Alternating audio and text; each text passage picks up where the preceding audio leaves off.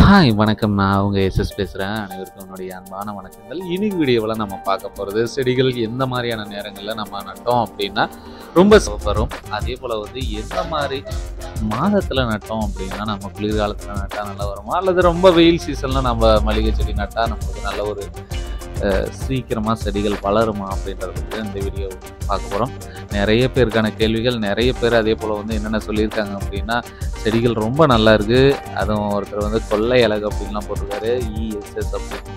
ஒருத்தர் என்ன கேட்டிருக்காரு, எவ்வளோ நாளைக்கு ஒரு முறை வந்து கட் பண்ணணும், இலையை எப்போ உருவிடணும் அப்படின்னு சொல்லுங்கள் சகோ அப்படின்னு சொல்லியிருக்காரு. என்ன உரம் போடணும்னு சொல்லியிருக்காரு. அதே போல் வந்து நிறைய பேர் செடிகள் நல்லா இருக்குது அப்படின்னு சொல்லியிருக்காங்க. அவங்களுக்கு எல்லாமே என்னுடைய மனமார்ந்த நன்றிகளை நான் சொல்லிக்கிறேன். ஸோ இன்றைக்கி நம்ம பார்க்க போகிற வீடியோ ரொம்ப வெயில் சீசனில் வந்து நம்ம செடிகள் நட்டால் நல்லா வருமா, குளிர்காலத்தில் மேக்ஸிமம் நம்ம நட்டால் வருமா, இந்த மாதிரி ஃப்ளவரெல்லாம் வர வைக்கிறதுக்கு என்ன தான் வழி அப்படின்றத பற்றி அந்த வீடியோவில் பார்க்க போகிறோம். வாங்க வீடியோக்குள்ளே போயிடலாம். ஸோ மெயினாக நீங்கள் செடிகள் நடும் பொழுது நல்ல தரமான மண்களை வந்து கண்டிப்பாக நல்ல மண்களை நம்ம தேர்ந்தெடுக்கோம். மேக்ஸிமம் வந்து செம்மண்ணில் முண்டுமல்லி பூச்செடியை பொறுத்தளவுக்கு ரொம்ப சிறப்பானதாக வரும் அப்படின்னு நான் சொல்ல வரேன். மற்ற மண்ணில் எப்படி அப்படின்னா நான் சொல்ல வரல, செம்மண்ணில் மிகவும் சிறப்பானதாக இருக்கும். யாராவது நீங்கள் செம்மண் வச்சுருந்தீங்க அப்படின்னா உங்களுடைய நிலத்தில் கண்டிப்பாக நட்டால் மல்லிகை செடி ரொம்ப ரொம்ப குரோத்தாக வேலை செய்யும். அதே போல் வந்து பூக்கள், அளவுக்கு அதிகமான பூக்கள் வந்து கண்டிப்பாக செடிகள் வரும். ஸோ அடுத்த விஷயம், செடிகளை நடும் பொழுது நார்மலாக வந்து மேக்ஸிமம் வந்து ஒரு 2 அடிக்கு 2 அடி குழியாவது எடுத்து தான் குழியை வாரிட்டு அதுக்கப்புறம் செடி வைக்கிறது ரொம்ப ரொம்ப நல்லது. அதே போல் வந்து நீங்கள் செடிகள் வாங்கும் பொழுதும் அதை வந்து அதே போல் வந்து நீங்கள் பயன்படுத்தணும். ஸோ என்ன அப்படின்னா செடிகளை வந்து நீங்கள் நடும் பொழுது என்ன பண்ணணும் அப்படின்னா நிறைய செடிகள் சிறிய செடிகளாகவும் ஒரு சில செடிகள் பெரிய செடிகளாகவும் நமக்கு பாதி செடிகள் பெருசாகவும் இருக்கும், ஒரு சில செடிகள் சின்ன சின்னதாகவும் இருக்கும் அப்படின்னு நான் சொல்ல வரேன். இந்த மாதிரியான செடிகளை நாம் குழிக்குள்ளே வைக்கும் பொழுது பெரிய செடிகள் 2 வைக்கிறீங்க அப்படின்னா சின்ன செடிகள் 2 வைக்கும். மேக்ஸிமம் ஒரு 5 செடி 6 செடி வைக்கிறீங்க அப்படின்னா 3 பெரிய செடிகள் 3 சின்ன செடிகள் இந்த மாதிரி பார்த்து தான் நம்ம வந்து செடிகளை வந்து நடும் பொழுது குழிக்குள்ளே வைக்கணும். ஸோ அந்த மாதிரி வச்சிங்க அப்படின்னா ஒரு சில செடிகள் டெத் ஆகிறதுக்கான வாய்ப்புகள் இருக்கும். ஸோ ஒரு சில செடிகள் என்னாகும் அப்படின்னா டெத் ஆகிரும். ஏன்னா நம்ம ஒரு சில குழிகளில் பார்த்தீங்க அப்படின்னா இப்போ நீங்கள் 500 குழிகள் நடுறீங்க அப்படின்னா 500 குழிகளுக்கும் நீங்கள் நல்ல செடிகளே எல்லாம் சின்ன சின்ன செடிகளாக வச்சிங்க அப்படின்னா அந்த சின்ன செடிகள் வெயில் தாங்காமல் கூட ஒரு சில செடிகள் வந்து டெத் ஆகிறதுக்கு வாய்ப்பு இருக்குது. அதனால் வந்து நீங்கள் இந்த பெரிய செடிகள் வச்சிங்க அப்படின்னா கண்டிப்பாக டெத் ஆகவே ஆகாது. அதாவது அந்த ஒரு சில செடிகள் கலந்து வைக்க சொல்கிறோம் பார்த்தீங்களா, அந்த மாதிரியான செடிகள் வந்து கலந்து வச்சிங்க அப்படின்னா டெத்தாக ஒரு சில செடிகள் டெத் ஆனாலும் அந்த நல்ல பெரிய செடிகள் வந்து தாராளமாக உங்களுக்கு வந்து அப்படியே குளித்து வர்றதுக்கு ஆரம்பிக்கும். ஸோ ஒரு சில 5 செடி வைக்கிறதுல ஒரு 2 செடி ஃபெயிலியர் ஆனால் கூட அந்த 3 செடிகள் வந்து நம்மளுக்கு வந்து நல்ல ஒரு க்ரோத்தை கண்டிப்பாக கொடுக்கும். ஸோ அதனால் நம்ம கவலைப்பட தேவையில்லை. சின்ன செடிகளே நம்ம வச்சோம் அப்படின்னா சிறிய செடிகள் வச்சோம் அப்படின்னா கண்டிப்பாக அதில் 2 செடி டெத் ஆகிட்டால் கூட நம்மளுக்கு அந்த செடிகள் வந்து ரொம்ப எல்லாத்தை விட ரொம்ப ஹைட் குறைவாகும், ரொம்ப மட்டமான நிலைமையிலும் வர்றதுக்கான வாய்ப்புகள் நிறைய உண்டு. ஸோ இந்த விஷயத்தையும் கவனிச்சுக்கோங்க. செடிகள் நடும் பொழுது எப்போவுமே நீங்கள் செடிகளை அறிவிப்பதற்கு முன்னாடி இன்றைக்கி நாளைக்கு நீங்கள் வந்து செடிகளை வர வைக்கணும்னு நினச்சிங்கன்னா இன்றைக்கி நீங்கள் ஆர்டர் சொன்னீங்கன்னா நாளைக்கு மேக்ஸிமம் ஒரு 2 நாளுக்குள்ளே செடிகள் வந்ததும் நீங்கள் நடுற மாதிரி பார்த்துக்கணும். ஸோ செடிகளை நீங்கள் வர வைக்கிறதுக்கு முன்னாடியே ஆல்ரெடி எல்லா குழியும் தரமாக நீங்கள் வந்து என்னுடைய சஜஷன் என்னென்னா அந்த டோசர் இருக்குது பார்த்தீங்களா, ஜேசிபியில் வந்து அதை குழி வாரி அதுக்கப்புறம் மண்வெட்டியில் வாரி நீங்கள் வந்து விட்டு செடிகளை அதுக்குள்ளே வச்சுக்கிட்டிங்கன்னா சீக்கிரம் குரோத் ஆகும் அப்படின்னு நான் சொல்லுவேன்.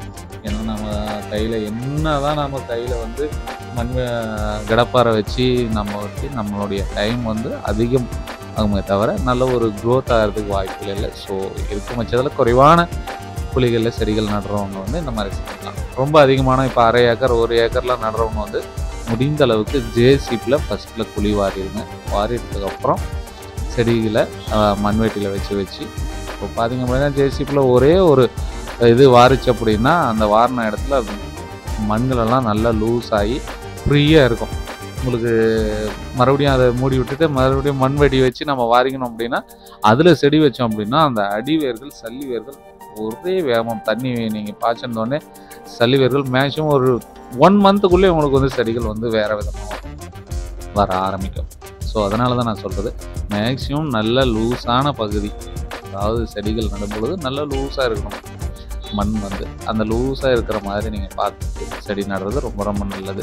இது 3வது விஷயம். ஃபஸ்ட்டில் வந்து குழி நல்லா எடுத்துக்கணும். 2வது வந்து செடிகள் வந்து மாற்றி மாற்றி வைக்கணும். 3வது வந்து வேர்களை வந்து முடிஞ்ச அளவுக்கு மேலே தெரிகிற மாதிரி தயவு செய்து வைக்காது. அதாவது என்ன, செடிகள் நடுறவங்க என்ன பண்ணுவாங்க அப்படின்னா, செடிகள் அப்படியே ஒரு 5 செடி எடுக்கிறாங்க அப்படின்னா வேர்கள்லாம் பார்த்திங்கன்னா சல்லி வேர் ஃபுல்லாக இருக்கும், நிறைய வேர்கள் இருக்கும். இவங்க அப்படியே எல்லாத்தையும் சுருட்டி அப்படியே ஒட்டு மொத்தமாக வைப்பாங்க. ஸோ அந்த மாதிரி தயவு செய்து வைக்கக்கூடாது. முடிஞ்ச அளவுக்கு செடிகளை தனித்தனியாக பிரித்து வேர்கள் ஒன்றுத்துக்கு ஒன்று ஒட்டாமல் மாதிரி கீழே நீங்கள் பூமியில் வைக்கும்போது என்ன பண்ணணும் அப்படின்னா, வேர்களை நல்லா அடிப்பரப்பில் விட்டுட்டு மேலே செடி மட்டும் தெரிகிற மாதிரி வச்சா போதுமானது. அதே போல் வந்து இந்த வேர்களை வந்து ரொம்ப மடித்து வைக்கிறதும், ரொம்ப இறுக்கமாக வைக்கிறதும், அப்படியே சிக்கலாக இருக்கிற மாதிரி அப்படி வைக்கிறதும், அந்த மாதிரியான பண்ணாதுங்க அப்படின்னு சொல்லுவேன். ஸோ அடுத்த விஷயம், செடிகளை நட்டதுடனே உங்களுக்கு மேக்ஸிமம் ஒரு முதல்ல நட்டுட்டிங்க அப்படின்னா ஒரு 2 நாள் 3 நாட்களுக்கு ஒரு முறை கண்டிப்பாக தண்ணி பாய்க்கிறது ரொம்ப ரொம்ப நல்லது. தண்ணி பாய்ச்சிங்கன்னா தான் உங்களுக்கு செடிகள் சீக்கிரமாக க்ரோத் ஆகும். ப்ரோ தண்ணி பாய்ச்சதோடனே நிறைய களை வருது ப்ரோ, ஒரு கொஞ்சம் ஒரு 1 இயர் ஆகிற வரையும் கண்டிப்பாக கஷ்டமாக தான் இருக்கும். நீங்கள் தண்ணி பாய்க்க களைகள் வந்துக்கிட்டே தான் இருக்கும். முடிஞ்ச அளவு என்னுடைய சஜஷன் என்ன அப்படின்னா, அந்த களைக்கொல்லி அடிக்கிறத கண்டிப்பாக தவிர்த்துருங்க. அந்த குண்டுமல்லி செடியை பொறுத்தளவுக்கு நிறைய பேர் வந்து களைக்கொல்லி அடிக்கிறாங்க, நான் எதுவும் சொல்ல வரல, அடிக்கிறவங்க அடிக்கட்டும். என்னுடைய தனிப்பட்ட கருத்து என்ன அப்படின்னா, களைக்கொல்லியை அடிச்சிங்க அப்படின்னா கண்டிப்பாக உங்களுடைய ஈல்டு கண்டிப்பாக பாதிக்கும். ஸோ தோட்டம் கொஞ்சம் சுத்தமாக இருந்தால் கூட கண்டிப்பாக ஈல்டு குறைய தான் தொடங்கும் அப்படின்னே சொல்லுவாங்க. ஸோ களைக்கொல்லியை அவாய்ட் பண்ணுறது ரொம்ப ரொம்ப நல்லது. ஸோ முடிஞ்ச அளவுக்கு இதெல்லாம் ஃபாலோ பண்ணுங்கள். செடி வந்து ரொம்ப ரொம்ப நல்லா வரும். அதே போல் வந்து செடிகள் வைக்கிறவங்க முடிஞ்ச அளவுக்கு வெயில் நேரத்தில் தயவு செய்து வைக்காதீங்க. இப்போல்லாம் பார்த்தீங்க அப்படின்னா, அந்த ஜனவரியோட லாஸ்ட் உங்களுக்கு கொஞ்சம் குளிர் அடிக்கிறது, இந்த மாதிரி தை மாதத்தோட லாஸ்ட்டு. ஸோ ஜனவரி, பிப்ரவரி, மார்ச், ஏப்ரல், மே, ஜூன் கூட நட்டுக்கலாம். இந்த மே மாதம் வரையும் தயவுசெய்து இந்த மல்லிகை செடிகள் வந்து கண்டிப்பாக ரொம்ப வெயில் சீசனில் வந்து நட வேணாம். முடிஞ்ச அளவுக்கு வந்து நீங்கள் நடுறவங்க வந்து நல்ல ஒரு செடிகள் நடணும்னா நல்ல ஒரு முகூர்த்த நாட்களில் நடுறது வந்து ரொம்ப ரொம்ப நல்லது.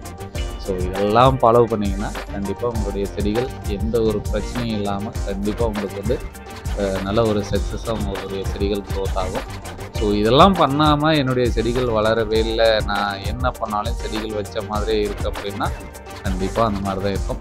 ஸோ இதெல்லாம் ஃபாலோ பண்ணிங்க அப்படின்னா முடிஞ்ச அளவுக்கு உங்களுடைய செடிகள் வேறு லெவலில் வரும்.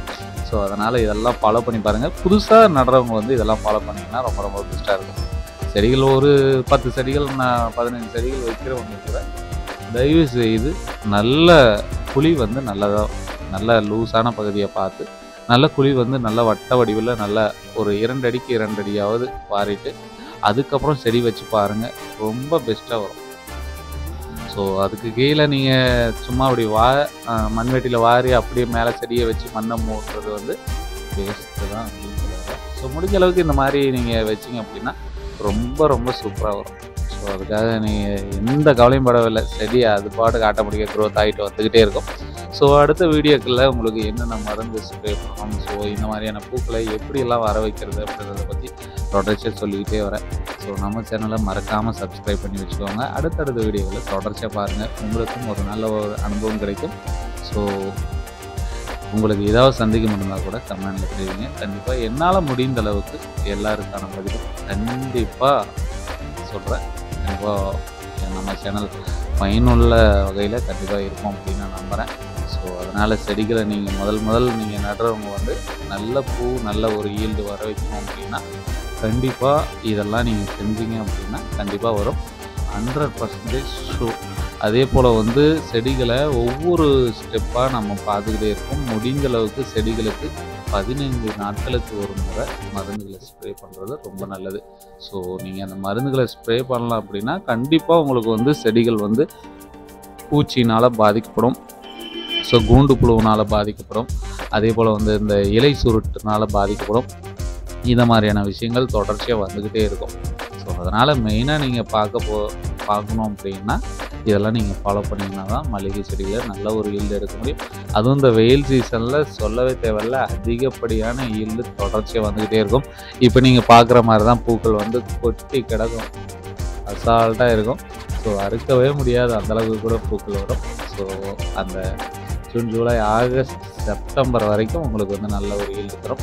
அதுக்கப்புறம் ஈல்டு குறைவாக இருந்தாலும் உங்களுக்கு அதிகப்படியான விலை வந்து ஏற்றம் வந்து அதிகமாக இருக்கும். பூ குறைவாக வரும்பொழுது விலையேற்றம் வந்து ரொம்ப அதிகமாக இருக்கும். ஸோ அந்த சமயங்களெல்லாம் தயவுசெய்து இதெல்லாம் ஃபாலோ பண்ணிவிட்டு செடிகளை ரொம்ப ஆரோக்கியமாகவும் நல்ல ஒரு சத்துள்ளதாகவும் நான் வளர்க்கணும் அப்படின்னு தான் சொல்ல வரேன். ஸோ அதனால் செடிகளை ரொம்ப கவனமாக பார்த்துக்கோங்க. அடுத்த ஒரு சுவாரஸ்யமான வீடியோவில் உங்களை சந்திக்கும் வரை உங்களிடம் விடைபெறுவது உங்கள் எஸ்எஸ். நன்றி.